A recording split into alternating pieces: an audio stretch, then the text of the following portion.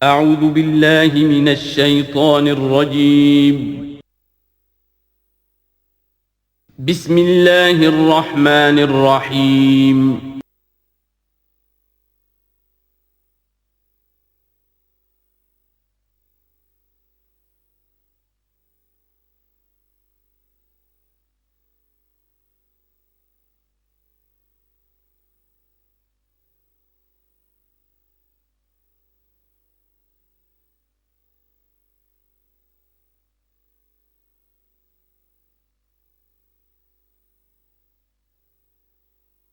وَإِذْ نَجَّيْنَاكُم مِّنْ آلِ فِرْعَوْنَ، اور ذرا یاد کرو جب کہ ہم نے تمہیں نجات دی تھی فرعون کی قوم سے۔ يَسُومُونَكُمْ سُوءَ الْعَذَابِ، وہ تمہیں بدترین عذاب میں مبتلا کیے ہوئے تھے۔ يُذَبِّحُونَ أَبْنَاءَكُمْ وَيَسْتَحْيُونَ نِسَاءَكُمْ، تمہارے بیٹوں کو ذبح کر ڈالتے تھے اور تمہاری عورتوں کو زندہ رکھتے تھے۔ عورتیں تو پھر ان کے کام آتی تھی، گھر میں کام کاج کے لونیاں بنتی تھی، گھروں میں ڈال لیتے تھے، لیکن لڑکوں کو، اور یہ دو موقع پر ہوا ہے بنی اسرائیل کے ساتھ، یہ بعد میں انشاءاللہ اس کی تفصیل آئے گی۔ وَفِي ذَلِكُمْ بَلَاءٌ مِّن رَبِّكُمْ عَظِيمٌ، اور یقیناً اس میں تمہارے رب کی طرف سے تمہارے لیے بڑی آزمائش تھی۔ وَإِذْ فَرَقْنَا بِكُمُ الْبَحْرَ، اور یاد کرو جب کہ ہم نے تمہارے لیے سمندر کو پھاڑ دیا یا دریا کو پھاڑ دیا۔ یہ ایک مختلف فی بات ہے کہ کس جگہ سے کراس کیا تھا بنی اسرائیل نے ایجپٹ سے سینائی پیننسولا آنے کے لیے، جزیرہ نما سینا میں۔ ایک رائے یہ کہ دریائے نیل کو کراس کر کے گئے ہیں، لیکن یہ بات غلط ہے، دریائے نیل تو مصر کے اندر ہے، وہ کبھی بھی مصر کی حد نہیں بنا۔ کسی کی رائے یہ ہے کہ جو خلیج سویز ہے، بحر قلزم جو ہے، ریڈ سی، وہ اوپر جا کر دو کھاڑیوں میں تبدیل ہو جاتا ہے، خلیج عقبہ مشرق کی طرف اور خلیج سویس مغرب کی طرف، اور ان کے درمیان میں یہ سینائی پیننسولا جو ہے یہ تکون ہے، جیسے ہندوستان بھارت تکون ہے، ایسے یہ پیننسولا ہے، انڈین پیننسولا، سینائی پیننسولا۔ اور یہ سویس کینال تو بعد میں بنی ہے۔ خلیج سویس اور میڈیٹرینین بحیرہ روم کے درمیان یہ کچھ چھوٹی چھوٹی، اگرچہ چھوٹی تھی سمندر کے لحاظ سے، بہت بڑی بڑی جھیلیں تھیں، اور ان جھیلوں ہی کو پھر جوڑ جوڑ کر درمیان میں جو خشکی تھی اس کو کاٹ کر سویس کینال بنائی گئی ہے۔ تو اب تو یہ مسلسل ایک رابطہ ہے، لیکن معلوم ہوتا ہے کہ یا تو خلیج سویس کو کراس کیا ہے حضرت موسیٰ علیہ السلام نے، اور یہی میری رائے زیادہ یہی ہے، اس لیے کہ کوہ طور جو ہے وہ اس پیننسولا کی ٹپ پر ہے، نیچے ہے یہاں، جہاں پر بھی ان کا قیام رہا، اور جہاں پھر حضرت موسیٰ کو 40 دن کے لیے کوہ طور پر بلا کر اور پھر انہیں تورات دی گئی ہے۔ تو معلوم ہوتا ہے کہ جو خلیج سویز ہے اسے کراس کیا ہے۔ کراس کس طرح کیا ہے کہ حضرت موسیٰ کے عصا کی ایک ضرب سے سمندر پھٹ گیا۔ فَكَانَ كُلُّ فِرْقٍ كَالطَّوْدِ الْعَظِيمِ، دونوں طرف چٹانوں کے مانند پہاڑ کی طرح جو ہے وہ سمندر کھڑا ہو گیا، اس کے راستے سے یہ نکل گئے۔ اور پھر جب فرعون اور اپنا لشکر لے کر جب آیا ہے، اس نے سوچا ہم بھی نکل جائیں، وہ غرق ہو گئے، اس لیے کہ دونوں طرف کا پانی آپس میں مل گیا۔ یہ تھی کیفیت، اور معجزانہ کیفیت تھی، یہ کوئی فطرت کے یا نیچر کے اصول کے مطابق بات نہیں تھی، اور میں عرض کر چکا ہوں، آپ کو بتا چکا ہوں معجزہ کسے کہتے ہیں۔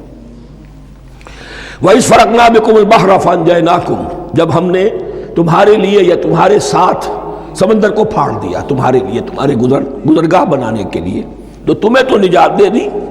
وَأَغْرَقْنَا آلَ فِرْعَوْنَ وَأَنْتُمْ تَنظُرُونَ، اور تمہاری نگاہوں کے سامنے فرعون کے لاؤ لشکر کو غرق کیا، تم دیکھ رہے تھے، یہ گزر چکے تھے، اس ساحل پر کھڑے ہیں، ادھر سے یہ داخل ہوئے ہیں، اور پانی دونوں طرف سے آ کر مل گیا اور یہ غرق ہو گئے۔ وَإِذْ وَعَدْنَا مُوسَىٰ 40 لَيْلَةً، اور یاد کرو پھر جب کوہ طور پر ہم نے موسیٰ کو 40 دن کے لیے بلایا۔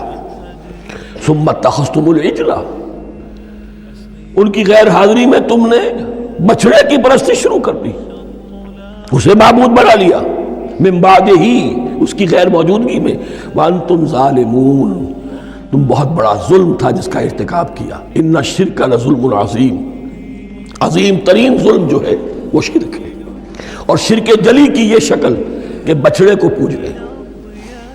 ثم عفونا عنکم من بعد ذلک، پھر ہم نے تمہیں اس کے بعد بھی معاف کیا۔ یہ ہمارا کرم رہا ہے، ہماری رحمت رہی۔ من بعد ذلك لعلكم تشکرون، تاکہ تم شکر کرو۔ وَإِذْ آتَيْنَا مُوسَى الْكِتَابَ وَالْفُرْقَانَ لَعَلَّكُمْ تَهْتَدُونَ، اور یاد کرو جب کہ ہم نے موسیٰ کو کتاب اور فرقان عطا فرمائی۔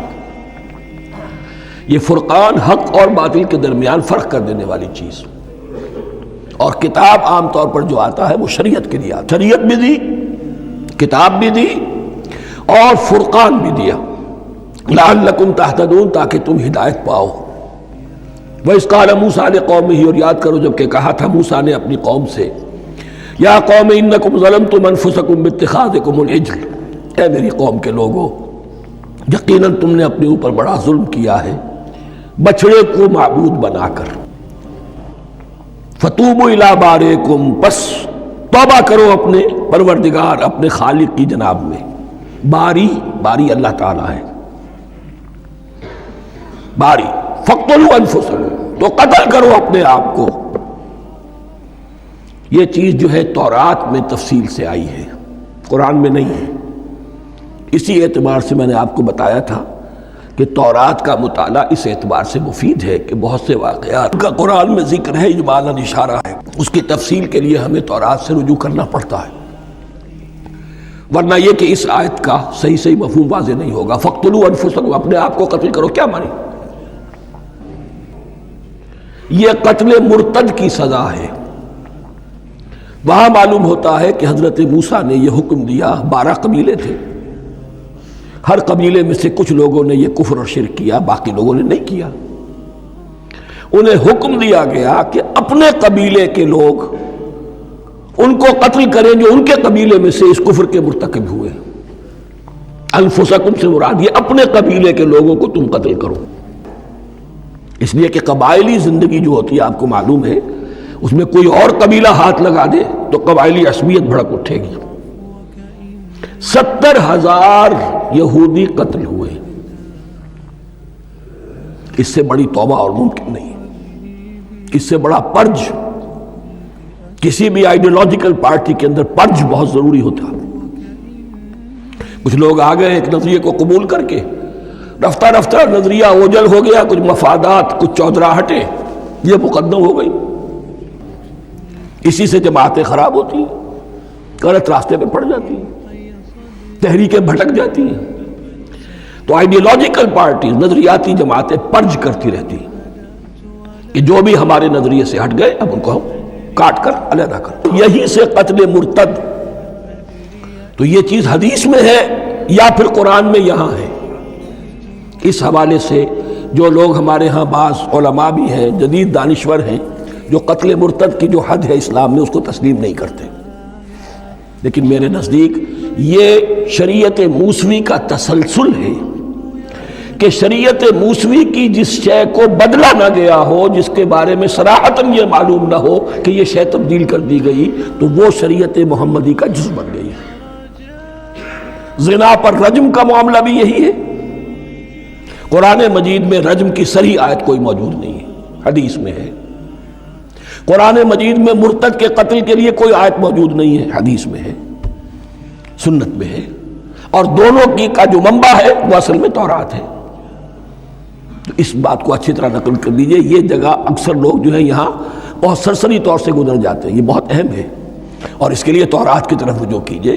70,000، 6 لاکھ کل تھے جب یہ مصر سے نکلے ہیں، 6 لاکھ تھے۔ کتنے عرصے کے بعد پیننسولا پہنچے ہیں، سینائی پیننسولا میں اور طور میں، کچھ اور ان کی تعداد بڑھ گئی ہوگی، لیکن یہ کہ ان میں سے 70,000 کو قتل کیا اپنے ہاتھوں سے۔ ہر قبیلے نے اپنے جو مرتد تھے ان کو اپنے ہاتھ سے قتل کیا۔ فَتُوبُوا إِلَىٰ بَارِئِكُمْ فَاقْتُلُوا أَنفُسَكُمْ ذَلِكُمْ خَيْرٌ لَكُمْ عِندَ بَارِئِكُمْ، یہی تمہارے لیے تمہارے رب کے نزدیک بہتر بات ہے۔ فَتَابَ عَلَيْكُمْ، تو اللہ نے تمہاری توبہ قبول کر لی۔ توبہ قبول کس طرح ہوئی؟ یہ تزکیہ ہوا ہے امت کا کہ ان میں سے جن لوگوں نے اتنی بڑی غلط حرکت کی ہے ان کو کاٹ کر، ذبح کر کے، ان کو قتل کر کے پھینک دیا۔ انہ هو التواب الرحیم، یقیناً وہ تو ہے ہی بہت توبہ کا قبول فرمانے والا اور بہت رحم فرمانے والا۔